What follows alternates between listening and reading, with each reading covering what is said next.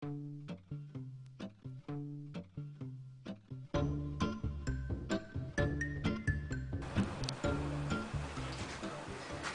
Rebecca, how are you? I'm good. I mean, I'm here. Well, I'm glad you're here, and I hope everything is going well. So, have you thought about last week's session and what we discussed? Yeah, and actually, I don't have a problem. I I don't need to be here. Okay, so where do you think these thoughts are coming from? I need to hold on. I need to find my chapstick. I don't. Oh my god.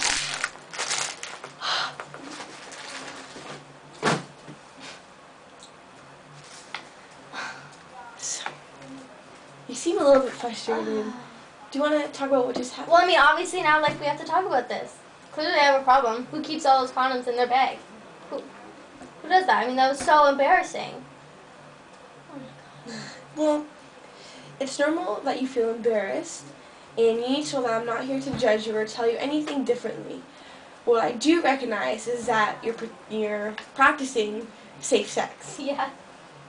And that's something you can recognize too. It's a positive thing. You think so? I mean, I didn't think of it like that. Like it being a positive thing. My parents are always telling me I'm doing everything wrong. Right. Like, I don't know how someone can screw up as much as I do.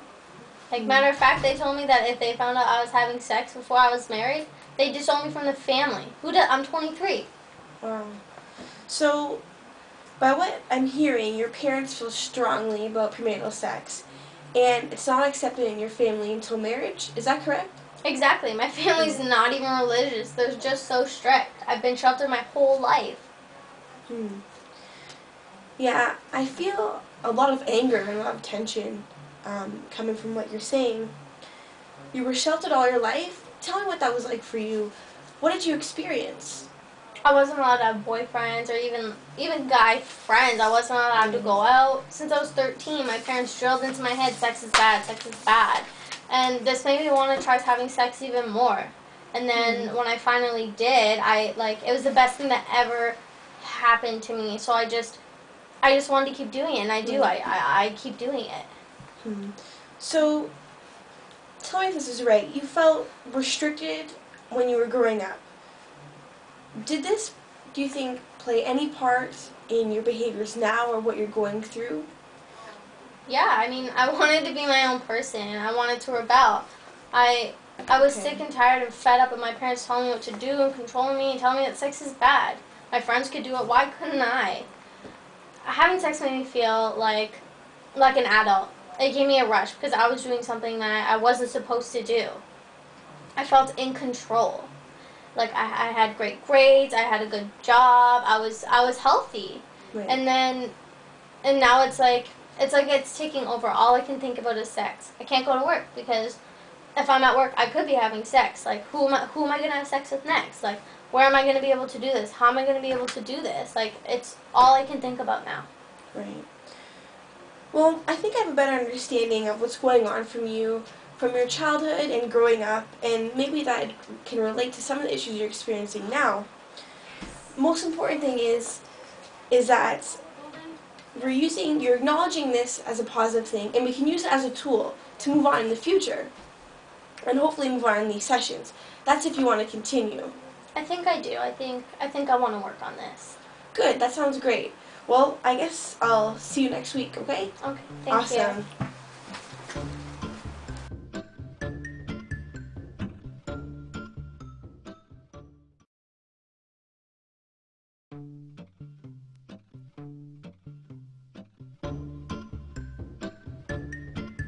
Today. Not bad. Just, thinking about last session. Would you like to tell me more about those thoughts? Well, I guess, I mean, I didn't really think I had a problem, and sometimes I just want to stop all this and, just kind of go back to living my normal life, or back to, things back to normal.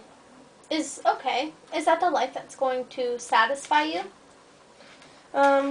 In some ways, yeah. Will it give you the happiness that you want? So, No, see, I don't think it will. I mean, I try to be happy, but all the partners I've been with, they like, each of them take a part of me.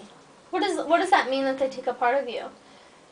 Well, like, you know, I've had many partners. I would say over 17. And each time I'm with them, one of them, like, takes, or, you know, they just take a part of me, and I fall apart. And it's like, those parts of me just dies. It's weird. How does that feel for you? Really hurts.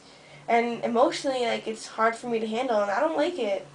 So, acknowledging that you don't like these feelings, what do you think you could do to avoid them? Well, I can stop. I can be honest with my parents and honest with Aaron. I think it's really good that you said that, but I think you're forgetting one really important person that's been affected by your behaviors. You. I mean, you say you don't like these feelings and you don't want these feelings anymore, but at the same time, you're not sure if you're ready to change, and you're not sure if that's what you want to do. Do you see what I'm trying to say here? Wow, actually, yeah, I didn't really think of it like that. I mean, I've always convinced myself that this is what I wanted, but I don't think it's what I want anymore. It's good that you can be honest with yourself in that way. Do you know what it is that you want? I just want to be happy. Like, I just want to be the person I'm proud of, you know, but I'm also really scared. Those are really good motivational tools to use. Now, to kind of help us both get a better idea of where you stand in regard to making a change, on a scale from 0 to 10, 0 being not at all and 10 being very ready, where would you put yourself based on what we've been talking about? You know, I would say 7. I know what I want, but it's like, can I? Well, that's for you to decide. I mean, I personally think if you want to and you feel ready, you're more than capable to start making a change. Yeah, well, how do I start? Where do I start? I mean, like, what do I do? This is all so scary. Where's this fear coming from? I'm afraid of, you know, what will be like after I make changes. You know. So, what I just heard is that you're afraid of the unknown. You're afraid of the future. Is that right? Yeah, I'd say so, but I do want to make a plan. Do you think mending the relationship with your parents will be a part of this plan? I don't know. Do you? I can't make that decision. Only you can. So, let's use another scale here to help us out. So, 0 being not at all and 10 being very, how important is it to you to have your parents' support?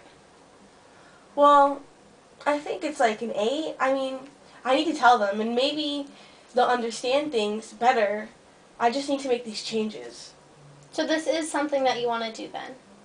Yes, I do. I want to find myself again. That's wonderful. We don't have to jump right in. We can take things slow, one step at a time. It's totally your choice how we go about this. Well, I want to tell my parents first. Maybe Aaron, but not now. That's understandable. I am here to support you through this, and I think you made great progress today. Well, thank you, Jane. I mean, I feel like I can start making, you know, a change now. This is a really good start. I'm glad to hear that. Thanks.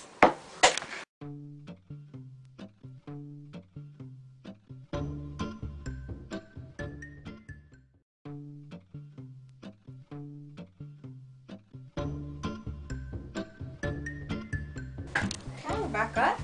Hello. How are you today? Well, you know, I'm better, that's for sure. That's good. Well, it's really great that you feel ready to take some steps towards making changes in your life. On a scale from 0 to 10, 0 being not at all confident, and 10 being extremely confident, what would you give yourself? I'd probably say like a 9.5. Yeah. Okay, that's a fairly high number. I see that you're set in your ways. How do you feel now that you're in control to make these lifestyle changes? Are you nervous? Excited? Nervous, yes. Excited too. I would say, you know, a bit more scared. Okay, can you elaborate on why you're scared? What are your fears? Well, you know, I've kept my sex addiction problem from my family for so many years. I mean, like I've told you before, my parents are really strict, and you know, they're really against female sex. So imagine how they would feel or how they would react to my problem, they would go ballistic on me. Well, I can see where your fear is coming from. I also understand that it may not always be so easy, but you've come a long way and you're moving through a spectrum to make a positive change in your life, where you can possibly get your family back. This could actually benefit you more than you think. I guess you're right. I mean, family is family, and I'm sure they'll support me no matter what. But if they don't, and what about the new guy? I mean, I'm gonna tell him about my addiction, but oh God, it just worries me. Well, I'm going to ask you the same question. When will you tell him?